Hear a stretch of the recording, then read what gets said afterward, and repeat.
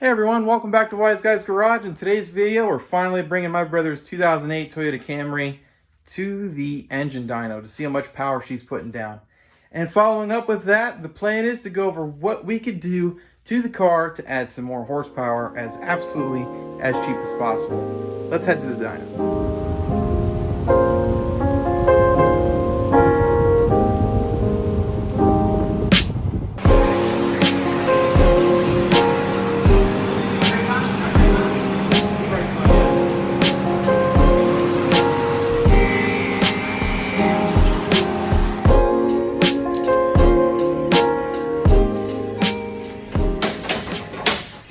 All strapped in. On the bottom, it's on the subframe right there, and then in the back,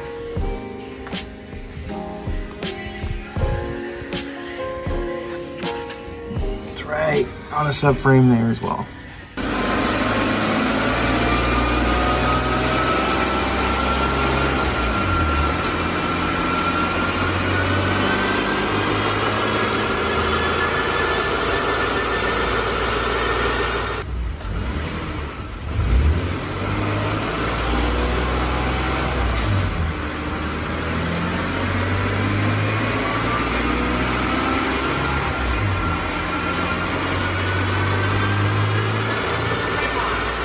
Seven, yeah, a little bit, yeah.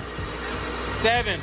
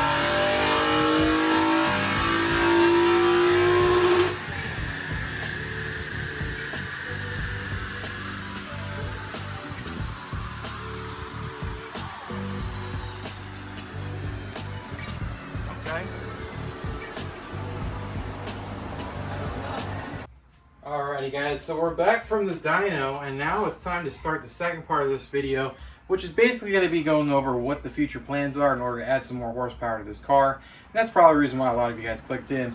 So we're going to be starting off with changing out that Y-Pipe. Now the Y-Pipe we plan on utilizing is one from a Lotus Evora. There's a couple different variants out there. There's the ones with the supercharger to make about 400 wheel horsepower or 400 horsepower at the crank. You know, one of those two numbers. And then there's the one that's the naturally aspirated variant. They make about 270 or something like that. I don't know why it's only a few more horsepower, but the Y-Pipe seems to flow a lot better. And that's the one we're going to be putting in there. And here is the Y-Pipe we plan on installing. Now, on the factory Y-Pipe, if you were to crawl underneath your car, I could just put a picture of it next to me in the meantime. You can see that it narrows down to a really small cross-sectional area about right here. And obviously that is not good for horsepower and good for flow, to get the air out of the engine and stuff like that.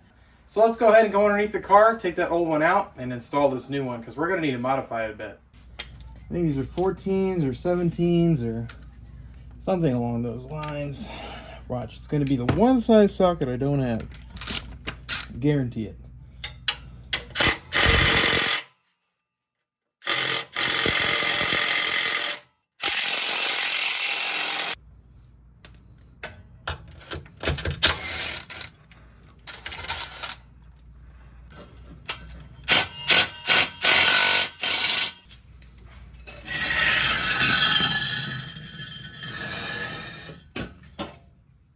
Alright, hopefully this is all starting to make sense now, guys. I know there's a lot of fan noise in the background. I'm sorry, it is just way too hot right now. But this is the Evora one, and then this is the factory one. This is what I was telling you guys about earlier and how thin this stuff gets right here. That's obviously a no bueno, so we're going to be eliminating that by putting this one in instead. And the plan is to just make a flange for this pipe and attach it to there. I mean, this is a little bit thinner, yes, but I think we should still be okay flow-wise. I'm gonna ask some guys first and get some confirmation before I actually move forward in doing so. So let's go ahead and start getting these O2 sensors swapped over because they need to get swapped either way. Lotus uses Bosch-based ones, where Toyota uses Denso-based ones. So, you know, we gotta go with the Denso because this is going back into a Toyota. Alright, now you can see the exhaust is all in the car. Everything's all well and good. All I really did was just take a straight pipe and put 2 flanges on it. I can leave the link down below what flanges I used. It pretty much bolts up to the factory headers and everything. The only thing now we have to fix is that frickin' oil leak. But of course, for science, I went ahead and recorded what it sounded like with literally just the Y-Pipe attached to the exhaust manifolds. And it sounds awesome.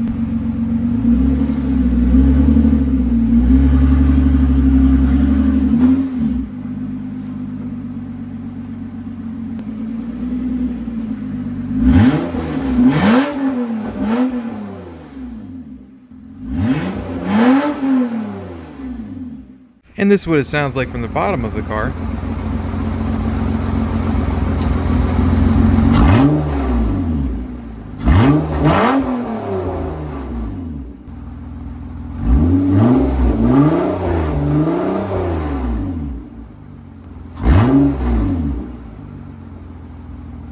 Now let's see if it sounds any different than the stock Y-Pipe. Here's the before. And here's the after.